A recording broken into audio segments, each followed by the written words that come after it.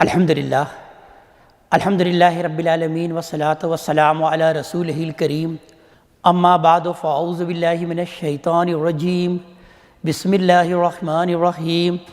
الف لام را تلک آیات الکتاب الحکیم اکان للناس عجبا ان اوحینا الی رجل منہم ان انذر الناس وبشر الذین آمنوا ان لهم قدم صدق عند ربهم قال الکافرون ان هذا لساحر مبین صدق اللہ العظیم رب اشرح لی صدری ویسر لی امری واحلل عقدۃ من لسانی یفقہوا قولی۔ اللہ تبارک تعالیٰ کے بابرکت نام سے آج سے ہم قرآن حکیم کی 10ویں صورت سورہ یونس کے متعلق آغاز کر رہے ہیں۔ سورہ یونس سے قرآن حکیم کا تیسرا باب بھی شروع ہوتا ہے اور قرآن حکیم کی تیسری منزل کا آغاز بھی سورہ یونس سے ہوتا ہے۔ جیسا کہ آپ جانتے ہیں کہ قرآن حکیم کو بغرض تلاوت 7 منزلوں میں بھی تقسیم کیا گیا ہے، یعنی تقریباً برابر 7 حصوں میں تقسیم کیا گیا، جس سے مقصود غالباً یہ تھا کہ ایک ہفتے کے اندر قرآن حکیم کی تلاوت مکمل کر لی جائے۔ اس اعتبار سے قرآن حکیم کی یہ تیسری منزل سورہ یونس سے شروع ہوتی ہے۔ اور اسی طرح جیسا کہ میں بارہا عرض کر چکا ہوں کہ قرآن حکیم کو بغرض تفہیم بھی 7 ابواب میں تقسیم کیا جا سکتا ہے۔ اس کے اندر پہلا باب سورہ فاتحہ سے شروع ہو کر سورہ مائدہ پر ختم ہوتا ہے، اور دوسرا باب سورہ الانعام سے شروع ہو کر سورہ توبہ پر ختم ہوتا ہے، جس کا کہ مطالعہ ہم نے پچھلی نشست میں مکمل کیا۔ اور اب ہم تیسرے باب کا مطالعے کا آغاز کر رہے ہیں، جو کہ سورہ یونس سے شروع ہو کر سورہ نور پر ختم ہوتا ہے۔ اس میں 15 صورتیں ہیں، 14 صورتیں مسلسل مکی ہیں، سورہ یونس سے لے کر سورہ مومنون تک، اور پھر صرف اس میں ایک صورت آتی ہے سورہ نور، جو کہ 18ویں پارے میں وارد ہوتی ہے۔ یہ ایک مدنی صورت ہے۔ اس باب کا موضوع قریش کو انذار ہے اور نبی کریم صلی اللہ علیہ وآلہ وسلم اور آپ کے ماننے والوں کو سرزمین عرب میں غلبہ کی بشارت ہے، اور پھر اس کے ساتھ ہی ان کا تزکیہ اور تطہیر کے کچھ احکامات اللہ تعالیٰ نے بیان فرمائے۔ اس باب کی صورتوں میں ہم یہ دیکھیں گے کہ غلبہ حق کی بشارت کا اس میں پہلو نمایاں ہے، اور اس کے اصل مخاطب اس پورے کے پورے باب کے ہی قریش ہیں۔ اہل کتاب کو بھی کسی قدر مخاطب کیا گیا ہے، لیکن محض بعض موقعوں پر صرف تنبیہ کی گئی، اس لیے کہ اس صورت کا جو زمانہ نزول ہے، اس میں اہل کتاب قریش کی حمایت اور نبی کی مخالفت میں میدان میں آ چکے تھے، تو اللہ تبارک تعالیٰ نے کہیں تنبیہ کے انداز سے ان سے گفتگو کی۔ دوسرے تمام ابواب کی طرح اس میں بھی صورتوں کے جوڑے ہونے کی مناسبت پائی جاتی ہے، اور اکثر صورتیں جوڑوں کی ہی شکل میں ہیں۔ پہلا جوڑا سورہ یونس اور سورہ ہود ہے، اور ان دونوں صورتوں کا عنوان اگر متعین کیا جائے تو وہ انذار، تبشیر اور تذکیر ہے۔ اس کے اندر سابقہ سورہ الانعام اور سورہ اعراف کی طرح جو ان دونوں صورتوں میں جوڑے ہونے کی جو مناسبت تھی، وہی مناسبت اگر غور کیا جائے تو یہ سورہ یونس اور سورہ ہود میں بھی پائی جاتی ہے۔ سورہ یونس کا انداز التذکیر بآلاء اللہ کا سا ہے، شاہ ولی اللہ دہلوی رحمۃ اللہ علیہ کی اصطلاح کے مطابق، کہ اس کے اندر اللہ تبارک تعالیٰ نے تذکیر اللہ نے اپنی نعمتوں کے ذریعے سے کی ہے، اور سورہ ہود کا انداز تذکیر بایام اللہ کا سا ہے، کہ اس صورت میں ہم یہ دیکھیں گے کہ غالب جو موضوع ہے وہ اللہ تبارک تعالیٰ نے مختلف رسولوں کے واقعات کے ذریعے سے تذکیر کیا، جبکہ اس کے اندر بھی رسولوں کے واقعات آخر میں نمودار ہوں گے، جس کے اندر حضرت نوح علیہ السلام کا واقعہ ہمارے سامنے کسی قدر آئے گا، جبکہ زیادہ تفصیل کے ساتھ حضرت موسیٰ علیہ السلام کا واقعہ اللہ تبارک تعالیٰ نے اس میں بیان کیا۔ آئیے مطالعے کا آغاز کرتے ہیں۔ ارشاد ہوتا ہے الف لام را تلک آیات الکتاب الحکیم۔ یہ الف لام را یہ حروف مقطعات میں سے ہیں۔ حروف مقطعات ان کو کہا جاتا ہے کہ جن کو ہم اصل میں ملا کر نہیں پڑھتے، بلکہ الگ الگ پڑھتے ہیں، کہ الف الگ، لام الگ اور را الگ۔ اس کے متعلق تفصیلی گفتگو پچھلی صورتوں میں بھی ہو چکی ہے جو ہمارے سامنے آئی ہیں، سورہ بقرہ، سورہ آل عمران اور پھر سورہ اعراف، جن کا کہ آغاز حروف مقطعات سے ہی ہوتا ہے۔ تو میں نے عرض کیا تھا کہ اس کے اندر اس کا جو مفہوم ہے وہ زیادہ قرین قیاس یہ معلوم ہوتا ہے کہ یہ صورتوں کے وہ نام ہیں جو کہ اللہ تبارک تعالیٰ نے رکھے ہیں۔ یعنی ہم یہ جانتے ہیں کہ صورتوں کے نام جس سے یہ مشہور ہیں یہ صورتیں، وہ عام طور پر علامتی ہیں، یعنی یہ صورتوں کا کوئی جامع عنوان نہیں ہے۔ جیسے یہی صورت سورہ یونس، اس کے اندر سورہ حضرت یونس علیہ السلام کا نام صرف آخر میں ایک بار بطور تذکرہ ہی آتا ہے،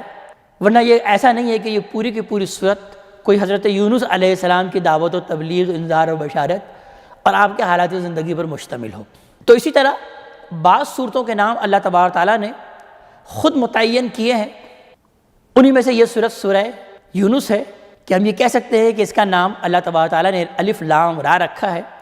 لہذا اس کا یہ ترجمہ ہوگا کہ یہ سورہ الف لام را ہے۔ تلک آیات الکتاب الحکیم، یہ اس کتاب کی آیتیں ہیں جو سراسر حکمت پر مبنی ہیں، حکمت بھری آیات ہیں جو اللہ تبارک تعالیٰ نے اس کتاب میں بیان فرمائی ہیں۔ اکان للناس عجبا ان اوحینا الی رجل منہم، تو کیا لوگوں کو اس بات پر حیرانی ہوئی کہ ہم نے وحی کی انہی میں سے ایک شخص پر، یعنی انہی میں سے حضرت محمد صلی اللہ علیہ وآلہ وسلم ہیں جن کو اللہ تبارک تعالیٰ نے رسالت کے منصب پر فائز کیا ہے، اور اللہ تعالیٰ کا یہی قانون ہے کہ انسانوں ہی میں سے کسی کو رسول بناتے ہیں، نبوت کے منصب پر فائز کرتے ہیں اور اپنی وحی اللہ تبارک تعالیٰ اس پر نازل فرماتے ہیں۔ تو ان مخاطبین کو، اہل قریش کو، اس بات پر تعجب ہو رہا ہے کہ انہی میں سے ایک شخص، اس کا انتخاب اللہ تبارک تعالیٰ نے کیسے کر لیا اور انہی پر اللہ تعالیٰ کی یہ وحی آ رہی ہے۔ تو کیا ان کو اس بات پر تعجب ہو رہا ہے کہ اللہ تبارک تعالیٰ نے وحی کی انہی میں سے ایک شخص پر، ان انذر الناس، کہ وہ لوگوں کو انذار کرے، وبشر الذین آمنوا، اور ان لوگوں کو بشارت دے جو کہ ایمان لے آتے ہیں، جو ایمان نہیں لاتے ان کو خبردار کرے، ان کو تنبیہ کرے، اور جو مان جاتے ہیں ان کو وہ خوشخبری سنا دے کہ ان لہم قدم صدق عند ربہم، کہ ان کے لیے ان کے رب کے پاس بڑی عزت کا مرتبہ ہے۔ قال الکافرون ان ھذا لساحر مبین، لیکن بجائے اس کے کہ وہ اس بات کو یہ لوگ سمجھتے ہیں، ان انکار کرنے والوں نے، ان منکروں نے کیا کہا کہ یہ نہیں ہے مگر ایک کھلا جادو ہے، یعنی وہ اس وحی کو، اس دعوت کو جادو قرار دے رہے ہیں، اور نبی کریم صلی اللہ علیہ وآلہ وسلم کو بھی جادوگر قرار دے رہے ہیں کہ ان ھذا لساحر مبین، کہ آپ صلی اللہ علیہ وسلم معاذ اللہ کھلے جادوگر ہیں۔ ان ربکم اللہ الذی خلق السماوات والارض فی ستۃ ایام، یہ محمد صلی اللہ علیہ وسلم جس اللہ پر ایمان لانے کی دعوت دے رہے ہیں، اللہ تبارک تعالیٰ اس کا تعارف بیان کر رہے ہیں کہ بے شک تمہارا رب اللہ تبارک تعالیٰ ہی ہے، وہ اللہ تعالیٰ کہ جس نے آسمان اور زمین کو 6 دنوں میں تخلیق کیا، یعنی 6 ادوار میں درجہ بدرجہ اللہ تبارک تعالیٰ نے اس آسمان اور زمین کو تخلیق کیا۔ یعنی یہ اس بات کو اس لیے بیان کیا گیا کہ اللہ تبارک تعالیٰ نے انتہائی اہتمام کے ساتھ تدریجاً درجہ بدرجہ آسمان اور زمین اور ان کل کائنات کو تخلیق کیا۔ ثم استوى علی العرش یدبر الامر، پھر وہ معاملات کو سنبھالتے ہوئے اپنے عرش پر قائم ہو گیا۔ ما من شفیع الا من بعد اذنہ، کوئی سفارش کرنے والا نہیں ہے مگر یہ ہے کہ اس کی اجازت کے بغیر، اس کے حضور کسی کی یہ مجال نہیں ہوگی کہ وہ اس کے حضور کوئی سفارش کر سکے کسی کی۔ تم نے شفاعت باطلہ کا عقیدہ گڑھ لیا ہے اور تم یہ سمجھتے ہو کہ ہماری کوئی سفارش کر دے گا اللہ تعالیٰ کے حضور، تو اللہ تعالیٰ اس بات کو بیان فرما رہے ہیں کہ کس کی بلا ہمت ہوگی، کس کی یہ مجال ہوگی کہ وہ اس کی اجازت کے بغیر اس کے حضور سفارش کرے۔ ذالکم اللہ ربکم فاعبدوہ، یہ ہے اللہ تبارک تعالیٰ جو کہ تمہارا رب ہے، بس اسی کی بندگی کرو، اسی کی عبادت کرو۔ افلا تذکرون، تو کیا تم سوچتے نہیں، غور نہیں کرتے؟ یعنی ذرا سا اگر تم سوچ بجار سے کام لو، غور کرو، تو تم اس رب کو پہچان لو گے کہ جس کی دعوت محمد صلی اللہ علیہ وسلم دے رہے ہیں، اور وہ یہ کہہ رہے ہیں کہ بس اسی ایک رب کی بندگی اختیار کرو، فاعبدوہ افلا تذکرون، اسی رب کی عبادت کرو، اسی کے سامنے سر تسلیم خم کر دو۔ تو بھلا تم کیا اس بات کو غور نہیں کرتے، سوچتے نہیں؟ الیہ مرجعکم جمیعا، وہ اللہ تبارک تعالیٰ کہ اسی کی طرف تم سب کے سب کو لوٹ کر آنا ہے۔ وعد اللہ حقا، اللہ کا وعدہ یہ حق ہے، سچا ہے، پورا ہو کر رہے گا کہ ایک وقت آئے گا کہ تم سب کے سب اسی کے حضور کھڑے ہوگے۔ انہ یبدأ الخلق ثم یعیدہ، وہی اللہ تبارک تعالیٰ جو کہ خلق کی ابتدا کرتا ہے،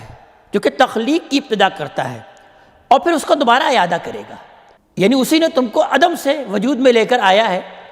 اسی کی یہ صفات ہے کہ وہ کسی شے کو عدم سے وجود میں لے کر آتی ہے۔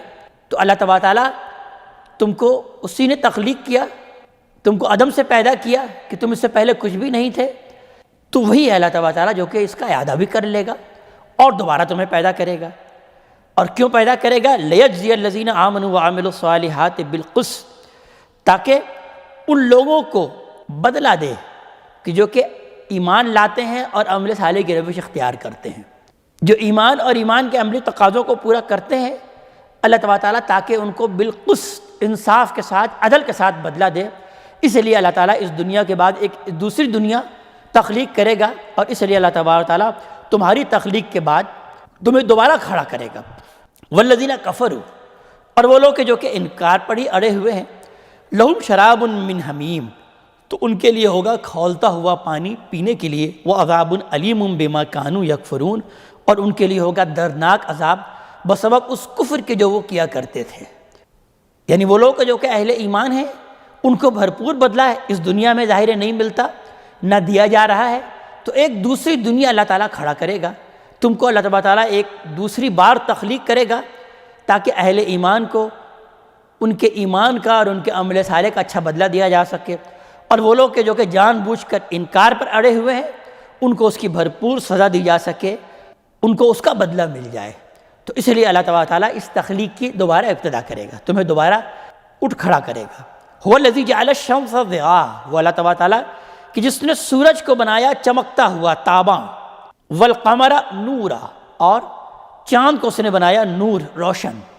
ضیاء اور نور یہ دونوں روشنی کے لیے استعمال ہوتے ہیں،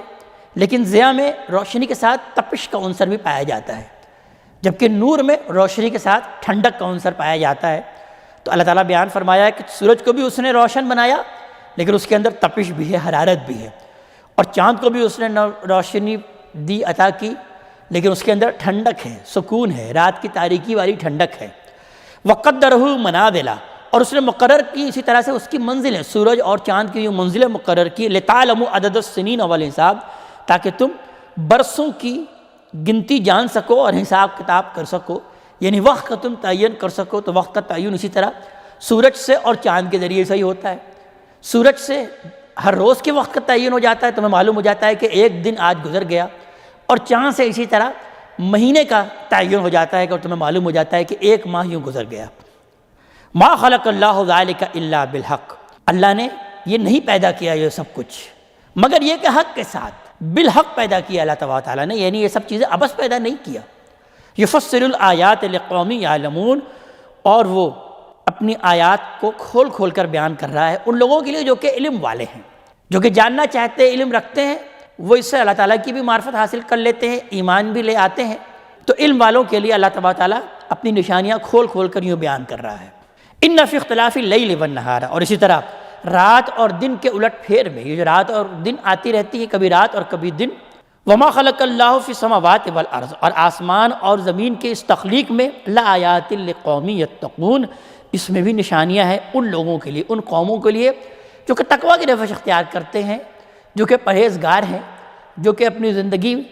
سنبھل کر چلتے ہیں، جو کہ بے پرواہ نہیں ہیں۔ تو ایسے لوگوں کے لیے اللہ تبارک تعالیٰ نے یہ آسمان اور زمین اور یہ دن اور رات، یہ سورج اور چاند میں کھلی نشانیاں رکھی ہیں۔ تم لوگ نشانیوں کے طلبگار ہو، نشانیاں مانگ رہے ہو، محمد صلی اللہ علیہ وسلم سے کہہ رہے ہو کہ کوئی کھلا معجزہ لے کر آئیں، تو کیا ان کو آسمان اور زمین پر یہ کھلے معجزے نظر نہیں آتے؟ ان الذین لا یرجون لقاءنا،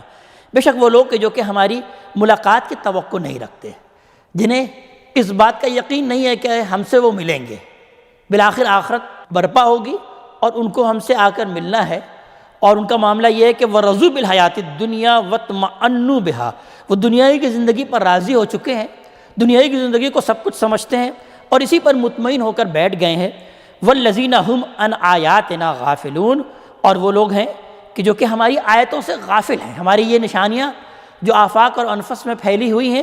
ان سے یہ بالکل غافل ہیں۔ اولئک مأواہم النار، یہ وہ لوگ ہوں گے کہ جو کہ جن کا کہ ٹھکانہ جہنم ہوگا، بما کانوا یکسبون، بسبب اس کمائی کے جو یہ کر رہے ہیں۔ جب انہوں نے دنیائی کو سب کچھ سمجھ لیا تو لہذا دنیائی کے لیے وہ سب کچھ کرتے ہیں، آخرت کے لیے کوئی عمل نہیں کرتے، تو اللہ تعالیٰ اس بات کو بیان فرما رہے ہیں کہ جن کو ہماری ملاقات کا یقین نہیں، ان کا تو پھر ٹھکانہ جہنم ہی ہوگا۔ ان الذین آمنوا وعملوا الصالحات، اور اس کے برعکس وہ لوگ جو کہ ایمان لے کر آئے اور عمل صالح کی انہوں نے روش اختیار کی، اچھے عمل کیے، یہدیہم ربہم بایمانہم، ان کا رب ان کے ایمان کی بدولت انہیں سیدھے راہ کی طرف ہدایت دے گا۔ تجری من تحتہم الانہار فی جنات النعیم، اس کے دامن میں ندیاں بہہ رہی ہوں گی ان جنت میں، اور وہ نعمتوں والے باغات میں ہوں گے۔ دعواہم فیہا سبحانک اللہم، اور وہاں ان کی صدا ہوگی کہ اے اللہ تو پاک ہے، ہر عیب سے تو پاک ہے۔ وہاں پر اللہ تعالیٰ کی جو تسبیح کریں گے وہ بڑی حقیقی تسبیح کریں گے اور اس بات کو بیان کریں گے، سبحانک اللہم، اے رب ہمارے، اے اللہ تبارک تعالیٰ تو ہر عیب سے پاک ہے۔ وتحیتہم فیہا سلام، اور اس میں ان کی تحیت، ان کی گریٹنگ ہوگی سلام سلام سلام سلام۔ وآخر دعواہم ان الحمد للہ رب العالمین، اور ان کی صدا کی، ان کی دعا کا اختتام ہوگا اس بات پر کہ الحمدللہ رب العالمین، کہ کل شکر اور کل ثنا اللہ تبارک تعالیٰ ہی کے لیے ہے جو تمام جہان والوں کا رب ہے، پالنے والا ہے۔ وَلَوْ يُعْجِلُ اللَّهُ لِلنَّاسِ الشَّرَّ اسْتِعْجَالَهُم بِالْخَيْرِ لَقُضِيَ إِلَيْهِمْ أَجَلُهُم، اور اگر اللہ لوگوں کے لیے عذاب کے معاملے میں بھی اسی طرح جلدی کرتا جس طرح وہ ان کے ساتھ رحمت میں جلدی کرتا ہے، تو ان کی مدت تو پوری ہو چکی ہوتی۔ لَقُضِيَ إِلَيْهِمْ أَجَلُهُم، یعنی یہ عذاب مانگتے ہیں کہ عذاب میں جلدی مچا رہے ہیں، تو اللہ تبارک تعالیٰ اس بات کو بیان فرما رہے ہیں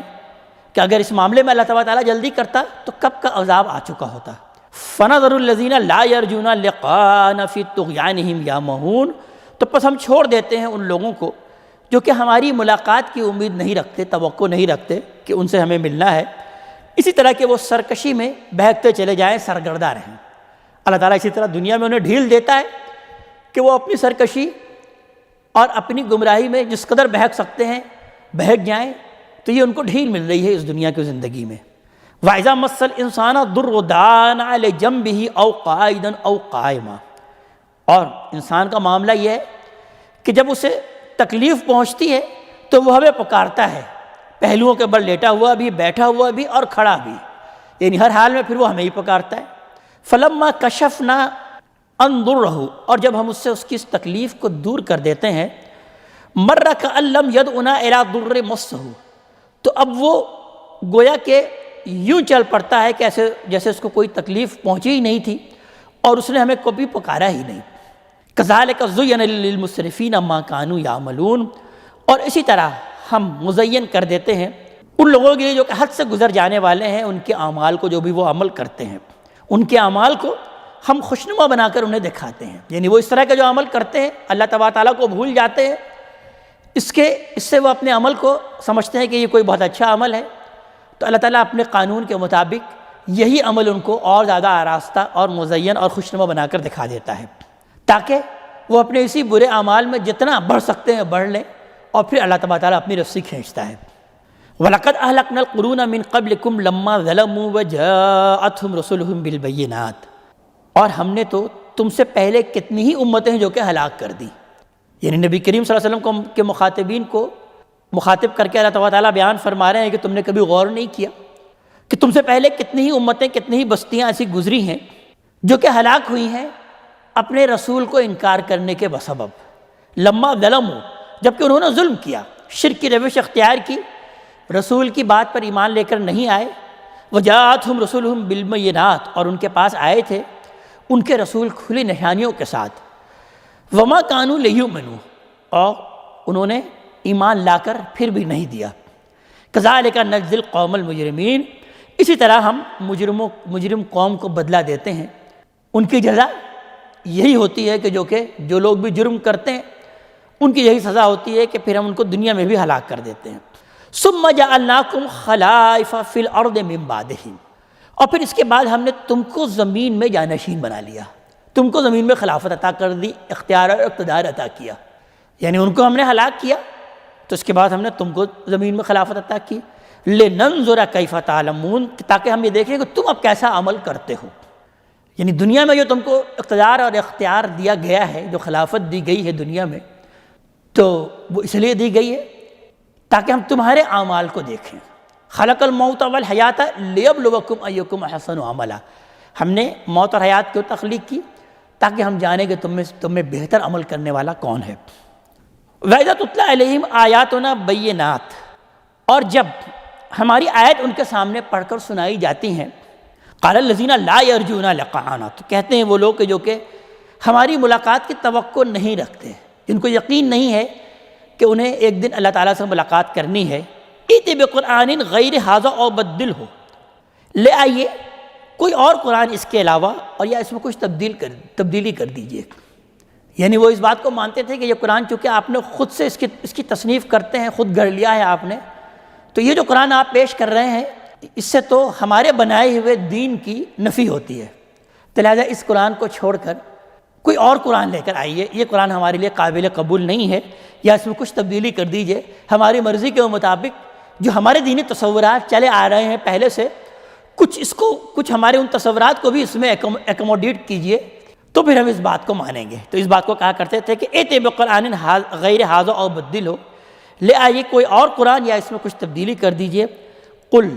اے نبی کریم صلی اللہ علیہ وسلم ان سے کہہ دیجئے کہ ما یکون لی ان ابدلہ من تلقاء نفسی، کہ مجھے کیا حق ہے کہ میں اپنی جانب سے اس میں کچھ تبدیلی کر دوں۔ ان اتبع الا ما یوحى الی، میں تو نہیں پیروی کر رہا، میں تو نہیں اتباع کر رہا مگر وہی اسی چیز کی جس کی کہ مجھے وحی کی جا رہی ہے،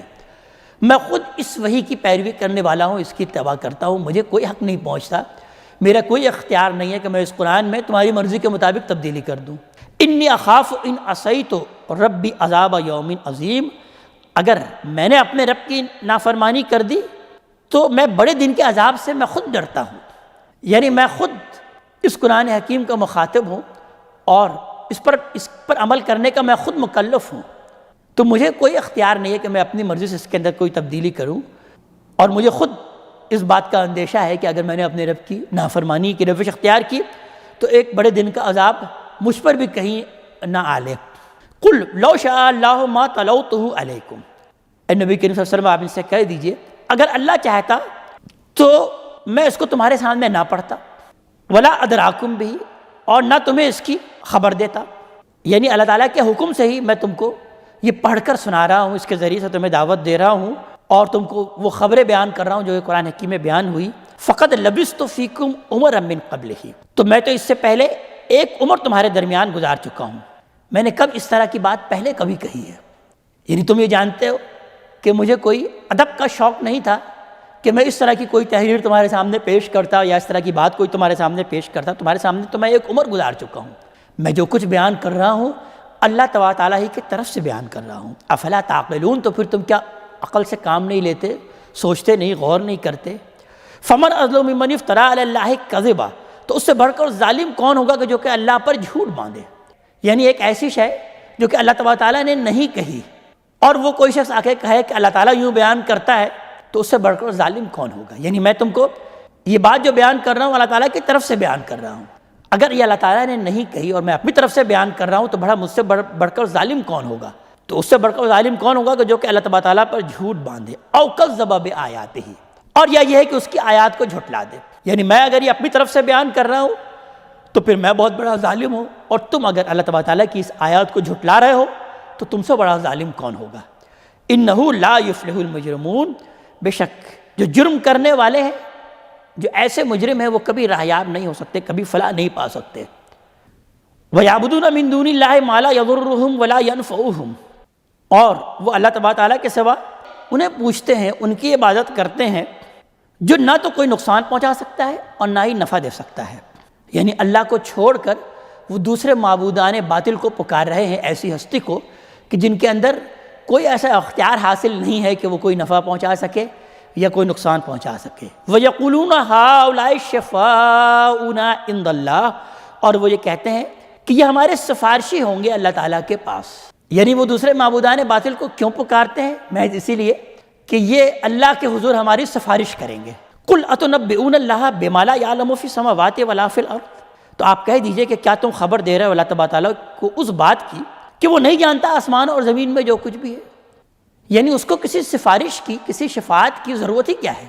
سفارش تو اصل میں اس وقت کی جاتی ہے کہ جب کسی شخص کو یہ بات بتائی جائے کہ آپ یہ نہیں جانتے جناب میں جانتا ہوں، میں اس شخص کے بارے میں اچھی طرح جانتا ہوں کہ یہ بڑا اچھا نیک آدمی ہے، غلطی سے فرشتوں نے اس کو اہل جہنم میں شامل کر دیا ہے، جبکہ لہٰذا میں اس کی سفارش کرتا ہوں، تو کیا اللہ تعالیٰ کے حضور کوئی شخص اس طرح کی کوئی بات کر سکے گا؟ سفارش تو اس وقت کی جاتی ہے، لہٰذا اللہ کو کسی قسم کی کوئی سفارش کی ضرورت ہی نہیں۔ تو اس بات کو بیان کیا جا رہا ہے کہ کیا تم اللہ تعالیٰ کو اس بات کی خبر دے رہے ہو کہ وہ آسمان اور زمین میں جو کچھ ہے وہ نہیں جانتا؟ سبحانہ، وہ پاک ہے، تمہارے ان تصورات سے وہ پاک ہے، وہ تعالی، اور بہت بلند والا ہے، بہت بالا تر ہے، اما یشرکون، اس شرک سے جو کہ تم کر رہے ہو۔ تم نے اللہ تعالیٰ کو اپنے ہی جیسا کچھ انسان سمجھ لیا ہے، جیسے تمہارے ہاں کچھ بادشاہ ہوتے ہیں، کچھ بڑے لوگ ہوتے ہیں، کچھ سرداران ہوتے ہیں، ان کے سامنے کچھ لوگ حاضر ہوتے ہیں اور سفارشیں کرتے ہیں، اس لیے کہ ظاہر ہے ان کو بہت ساری چیزیں نہیں معلوم ہوتی، ان کو ضرورت ہوتی ہے کہ کسی حقائق تک پہنچنے کے لیے کوئی آئے اور کچھ بات بیان کرے، کچھ سفارش کرے، یہ ان کی ضرورت ہوتی ہے۔ تم نے اللہ تعالیٰ کو بھی ایسے ہی کوئی ہستی سمجھ لیا ہے جیسے تمہارے بادشاہ اور سردار ہوتے ہیں؟ تو اللہ تبارک تعالیٰ تو بہت بلند اور بالاتر ہے اور اس شرک سے پاک ہے جو یہ کر رہے ہیں۔ وَمَا كَانَ النَّاسُ إِلَّا أُمَّةً وَاحِدَةً، اور لوگ نہیں تھے مگر ایک ہی امت تھے، یعنی اللہ نے جو انسانیت کی ابتدا کی ہے تو وہ دین فطرت سے ہی کی ہے، تمام کے تمام لوگ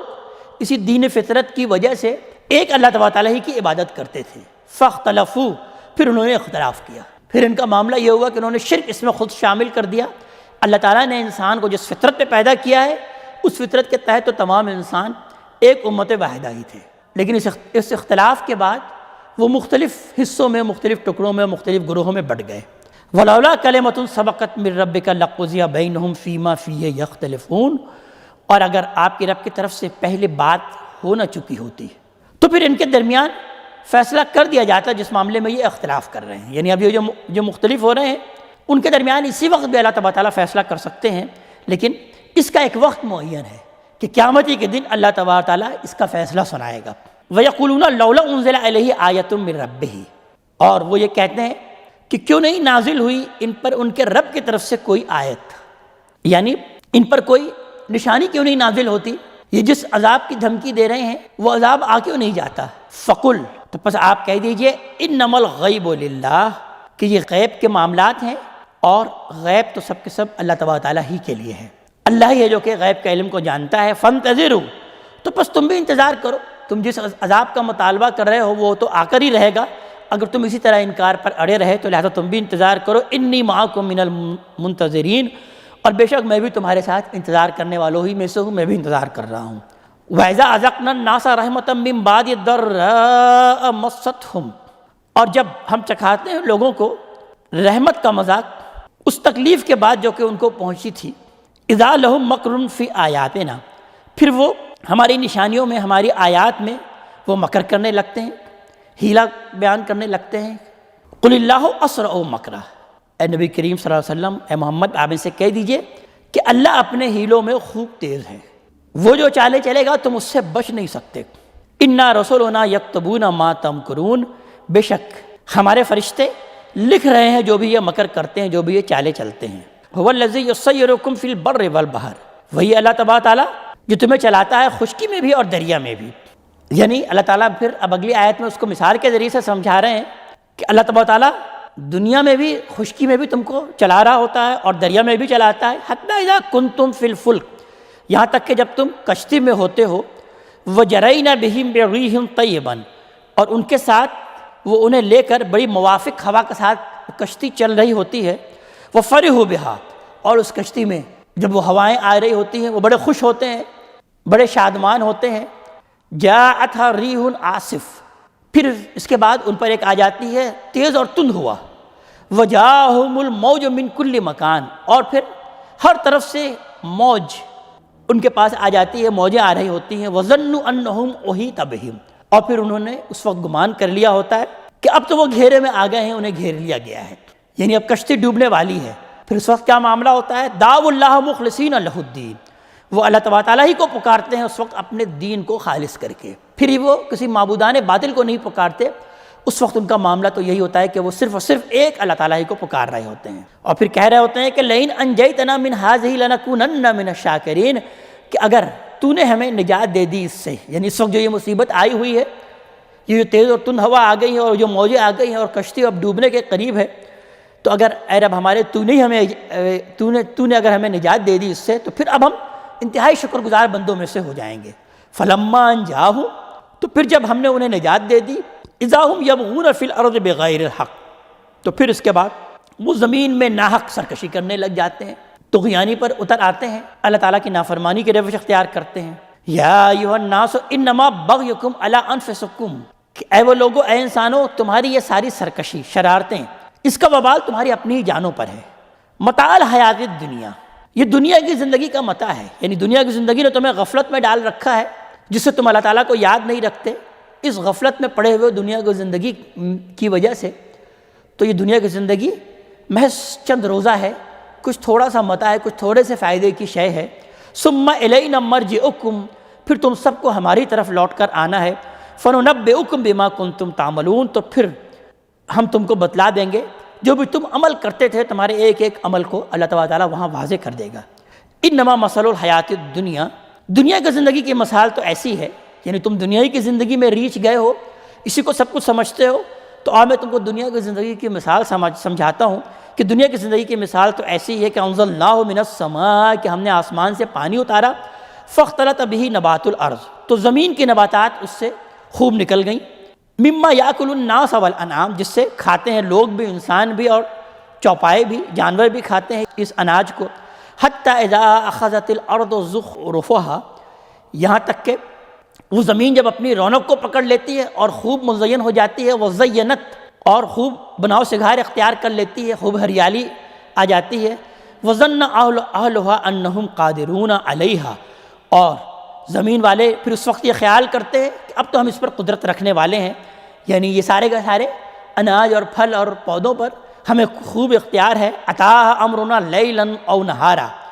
کہ پھر اچانک ہمارا حکم رات کے وقت میں یا دن کے وقت میں آ جاتا ہے،